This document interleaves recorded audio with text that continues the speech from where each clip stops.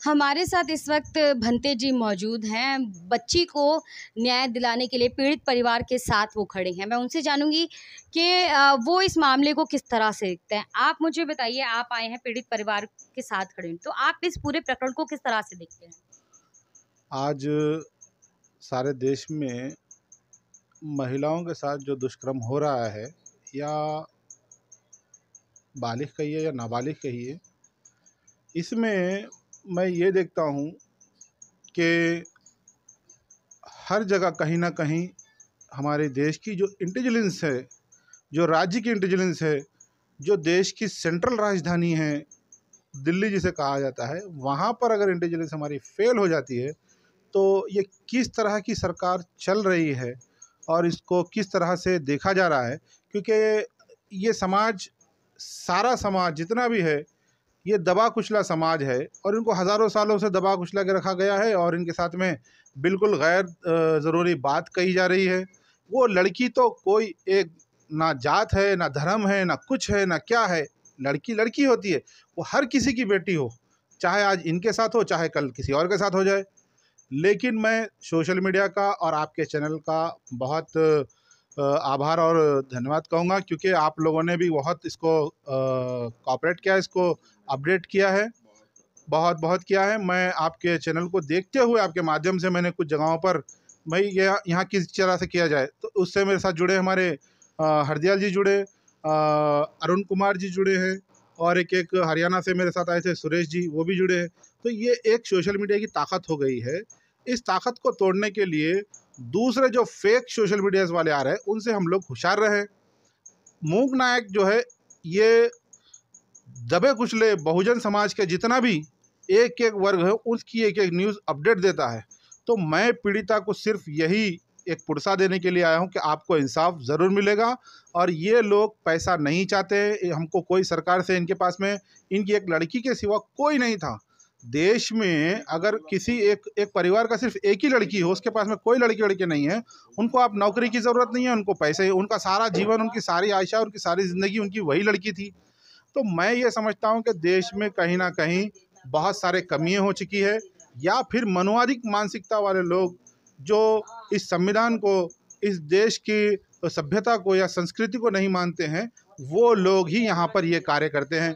क्योंकि बुद्ध के जितने भी शील है, वो शील में कहीं पर भी हिंसा नहीं है, और कहीं पर भी इन सब चीज़ों में जो है ना, ये महिलाओं को मान सम्मान और उनको आदर देने का, उनको आगे बढ़ाने का, बाबा साहब अम्बेडकर ने जो संविधान दिया है, संविधान में क्या दिया है, महिलाओं को इक्वल राइट्स दिए हैं। इक्वल राइट्स पे वो पढ़ लिख कर आगे बढ़ सकती हैं, वो डॉक्टर हो, इंजीनियर हो। आज हमारे देश का नाम रोशन किया हिमा दास और झन, जो मणिपुर से जो लड़की जीती है वेट लिफ्टिंग में, ऐसे कई लड़कियां, महिलाएं, पुरुष, सारे लोग देश में नाम कर रहे हैं। लेकिन जब से आसिफा हो, हाथरस हो, या उन्नाव हो, या आपके संगम विहार हो, कल हम संगम विहार को गए, संगम विहार में भी ये दिखा है।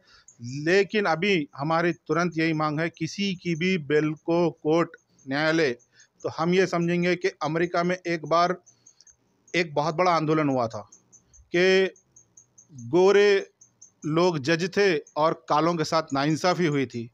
तो काले लोगों ने देखा भाई हमारे साथ हर जगह से नाइंसाफ़ी हो रही है, तो उन्होंने हिंसा का रास्ता अपना लिया था। तो सारे की सारी बस्ती जला दी थी उन लोगों ने। तो ऐसा ना हो कि जो न्यायालय में बैठे हुए हैं वो लोग थोड़ा सतर्क रहे, क्योंकि देश में अभी हम जिस तरह की स्थिति बनी है, देश से बेहतर दिल्ली के ही चांदनी महल या चांदनी चौक पर, वहाँ पर भी एक 50 साल 45 साल की लड़ी एक महिला मर गई है और उसका कोई पुरसाने हाल नहीं है। तो ऐसा देश में आखिर ये मनुवादी व्यवस्था हावी हो चुकी है। इस मनुवादी व्यवस्था से लड़ने के लिए सारे समाज को, बहुजन समाज को इकट्ठा होने की ज़रूरत है। और बिना कोई पक्षपात के, हम कोई यहाँ राजनीति या कोई दल या कोई संगठन नहीं, हम एक बुद्ध के मानव और मानवताशील को लेकर यहाँ आए हैं, जो हमारे देश में एक सिद्धांत पर चले।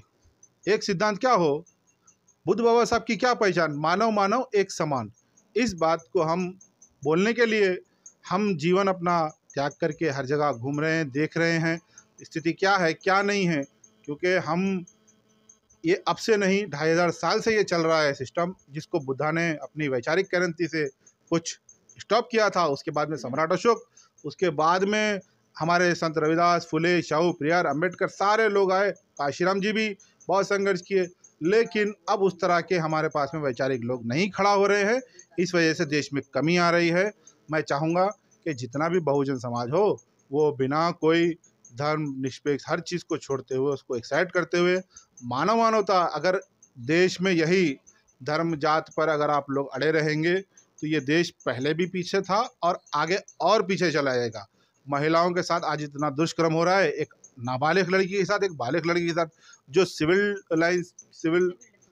डिफेंस में जो लड़की काम करते ही थी, वो उसकी ड्यूटी जो वर्दी वाली लड़की हो उसके साथ में ये जब होता है तो एक मामूली सी लड़की जो हॉस्पिटल में नर्स ड्यूटी देने वाली, मेट्रो स्टेशन में साफ सफाई करने वाली हो, या चाहे कहीं पर भी कुछ भी ऑफिस में काम करने वाली, या पढ़ाई लिखी करके नहीं, उन लोगों के बीच में क्या मानसिक जाए, क्योंकि आज सोशल मीडिया के थ्रू हर कोई ये चीज़ देख रहा है। तो मेरा मानना यही है कि सीबीआई जांच हो और इन चारों आरोपियों को फांसी मिले, और ये ना इनके माता पिता पैसे के लिए पूछ रहे हैं, ना उनके माता पिता पैसे के लिए पूछ रहे हैं संगम विहार को। कहीं ना कहीं मनुवादी मानसिकता के लोग इनसे टच होने के और किसी के थ्रू इनके पास घुसने की कोशिश कर रहे हैं, जिसको हरदयाल जी हमेशा नाकाम कर रहे हैं, और संगम विहार में भी वहाँ पर नाकामी हो रही है। जिस तरह से भंते जी ने कहा कि बुद्ध के रास्ते पर और बाबा साहेब के विचारों पर हमारे देश के युवाओं को, बहुजनों को चलना पड़ेगा, एकजुट होना पड़ेगा, तभी हम अपनी ताकत को महसूस कर पाएंगे। बबीता गौतम के साथ आप देख रहे हैं द मूव नायक।